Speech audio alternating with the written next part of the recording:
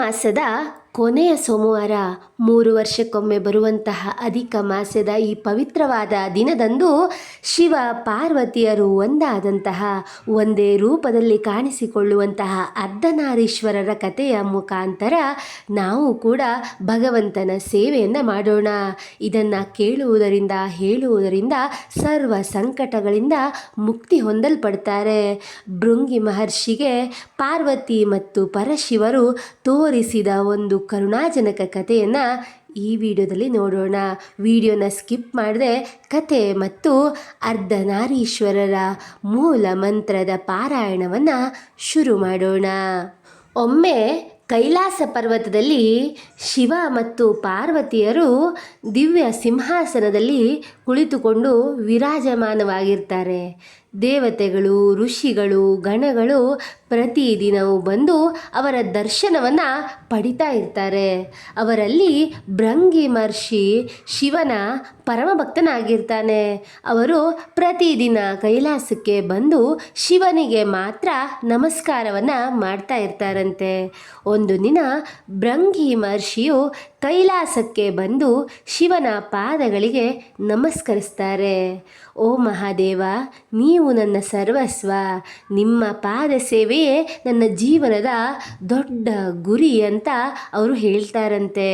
ಆಗ ಶಿವನು ಆಶೀರ್ವಾದವನ್ನು ಮಾಡ್ತಾರಂತೆ. ಭೃಂಗಿ, ನಿನ್ನ ಭಕ್ತಿ ನನಗೆ ಬಹಳ ಪ್ರಿಯವಾದದ್ದು ಅಂತ ಹೇಳ್ತಾರಂತೆ. ಆದರೆ ಪಕ್ಕದಲ್ಲೇ ಕುಳಿತುಕೊಂಡಿದ್ದ ಪಾರ್ವತಿ ದೇವಿಗೆ ಮಹರ್ಷಿಯು ನಮಸ್ಕಾರ ಮಾಡೋದಿಲ್ಲ. ಇದನ್ನು ಗಮನಿಸಿದಂತಹ ಪಾರ್ವತಿ ದೇವಿಯು ಮೃದುವಾಗಿ ಹೇಳ್ತಾಳೆ, ಭೃಂಗಿ ಮಹರ್ಷಿಗಳೇ, ನೀವು ಶಿವನನ್ನು ಪೂಜೆ ಮಾಡ್ತಾ ಇದ್ದೀರಿ, ಆದರೆ ನನ್ನನ್ನು ಯಾಕೆ ಪೂಜಿಸೋದಿಲ್ಲ ಅಂತ ಕೇಳ್ತಾರಂತೆ.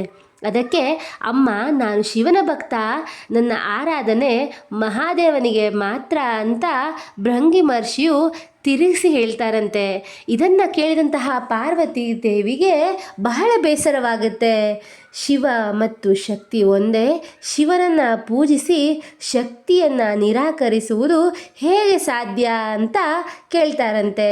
ಅದಕ್ಕೆ ಭೃಂಗಿ ಮಹರ್ಷಿಯು ಹೇಳ್ತಾರಂತೆ, ನನ್ನ ಮನಸ್ಸು ಮಹಾದೇವನಲ್ಲಿ ಮಾತ್ರ ನೆಲೆಗೊಂಡಿದೆ ಅಂತ ಹೇಳ್ತಾರಂತೆ. ಆಗ ಪಾರ್ವತಿ ದೇವಿಯು ಹೇಳ್ತಾರಂತೆ, ಸ್ವಾಮಿ, ಭೃಂಗಿಯಂತಹ ಭಕ್ತರಿಗೆ ಶಿವ ಶಕ್ತಿಯ ಏಕತ್ವವನ್ನು ತಿಳಿಸಬೇಕು ಅಂತ ಹೇಳ್ತಾರಂತೆ. ಶಿವನು ಕಾಲ ಬಂದಾಗ ಭೃಂಗಿ ಮಹರ್ಷಿಗೆ ಸತ್ಯದ ಅರಿವಾಗುತ್ತೆ ಅಂತ ಪಾರ್ವತಿಯನ್ನು ಸಮಾಧಾನ ಪಡಿಸ್ತಾನಂತೆ. ಕೆಲವು ದಿನಗಳ ನಂತರ ಶಿವ ಮತ್ತು ಪಾರ್ವತಿ ಒಂದೇ ದೇಹದಲ್ಲಿ ಪ್ರತ್ಯಕ್ಷವಾಗ್ತಾರೆ. ಬಲಭಾಗದಲ್ಲಿ ಶಿವನು, ಎಡಭಾಗದಲ್ಲಿ ಪಾರ್ವತಿಯು ಹೊಳಿತಾ ಇರ್ತಾರೆ. ಇದೇ ಅರ್ಧನಾರೀಶ್ವರ ರೂಪ.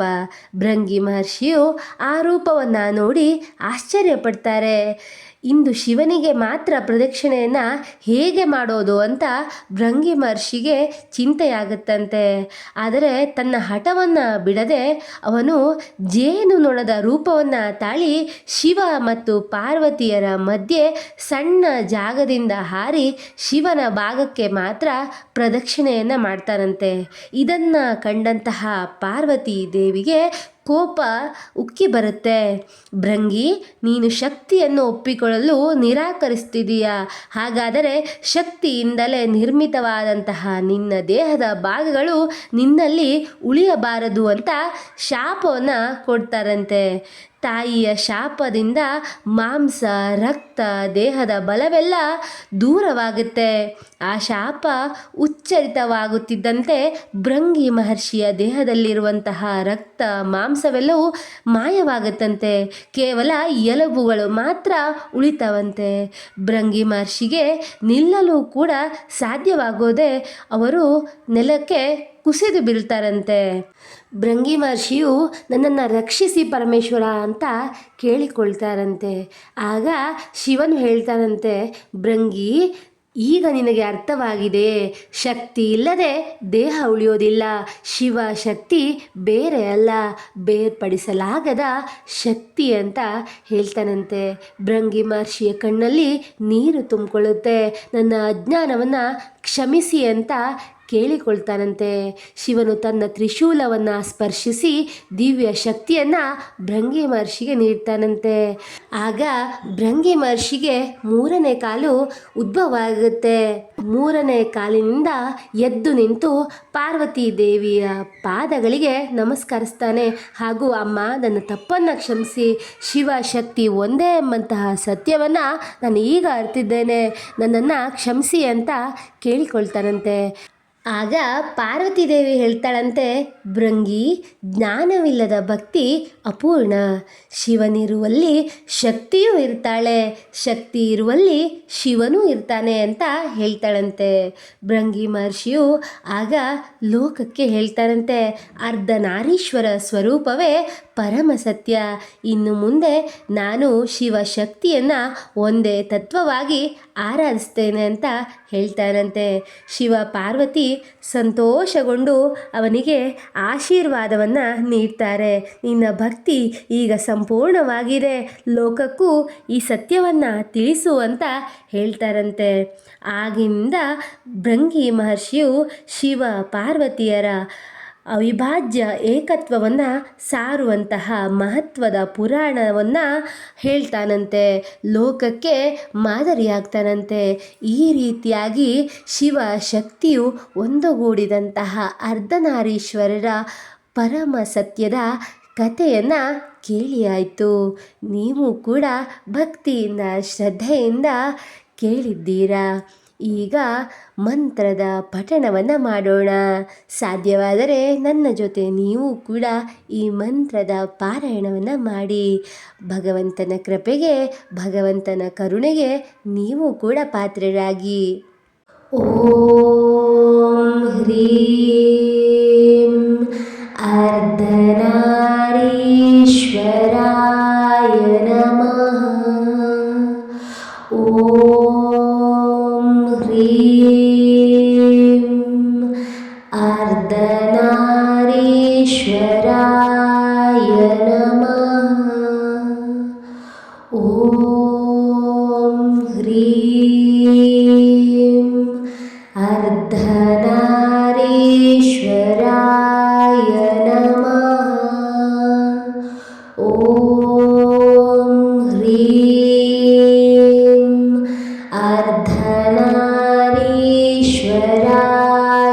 ನಮಃ. ಓಂ ಹ್ರೀಂ ಅರ್ಧನಾರೀಶ್ವರಾಯ ನಮಃ. ಓಂ ಹ್ರೀಂ ಅರ್ಧನಾರೀಶ್ವರಾಯ ನಮಃ. ಓಂ ಹ್ರೀಂ ಅರ್ಧನಾರೀಶ್ವರಾಯ ನಮಃ. ಓಂ ಹ್ರೀಂ ಅರ್ಧನಾರೀಶ್ವರಾಯ ನಮಃ. ಓಂ ಹ್ರೀಂ ಅರ್ಧನಾರೀಶ್ವರಾಯ ನಮಃ. ಓಂ ಹ್ರೀಂ ಅರ್ಧನಾರೀಶ್ವರಾಯ ನಮಃ. ಓಂ ಹ್ರೀಂ ಅರ್ಧನಾರೀಶ್ವರಾಯ ನಮಃ. ಓಂ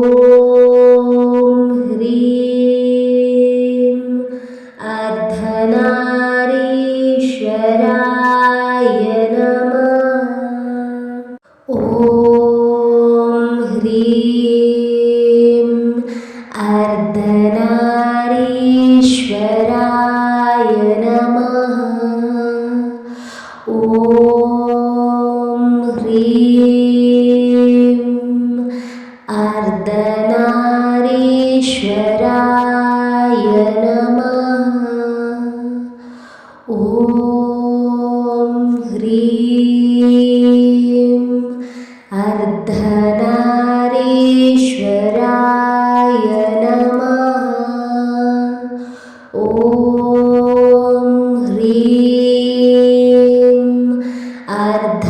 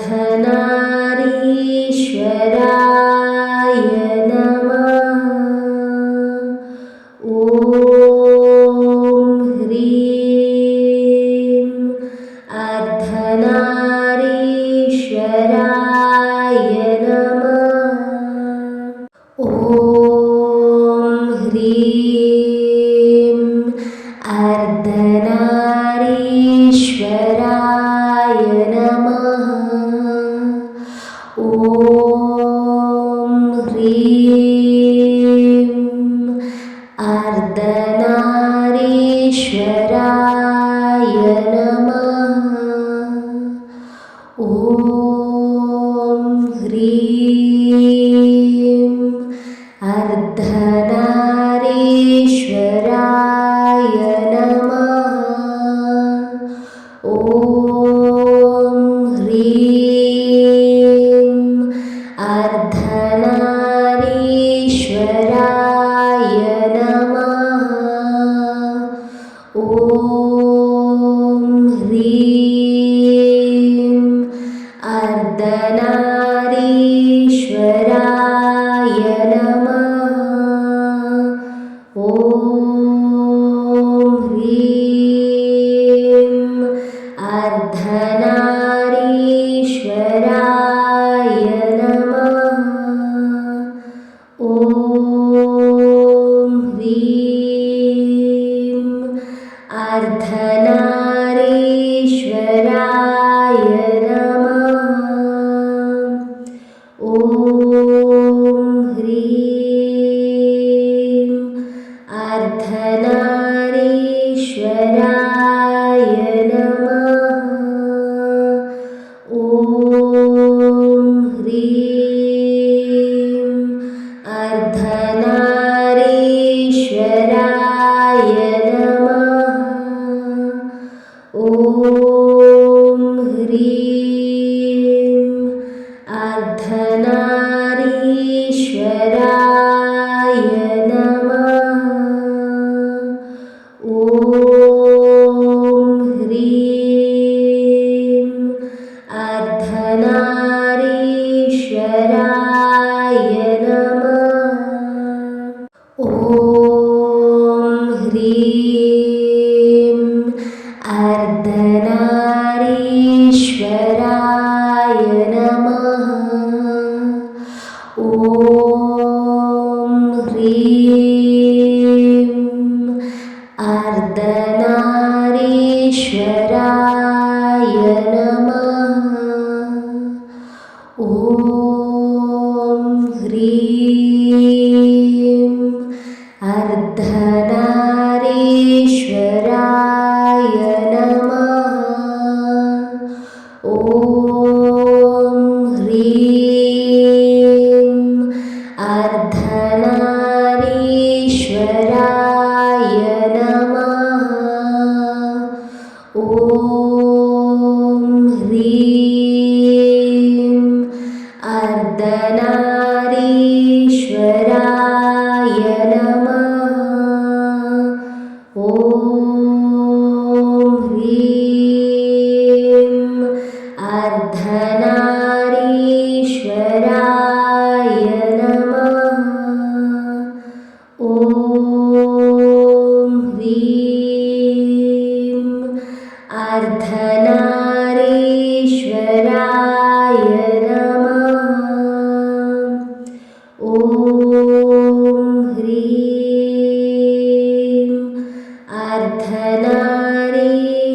अर्धनारीश्वराय नमः।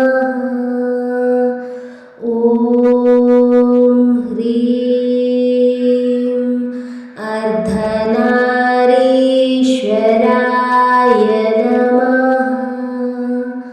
ॐ ह्रीं अर्धनारीश्वराय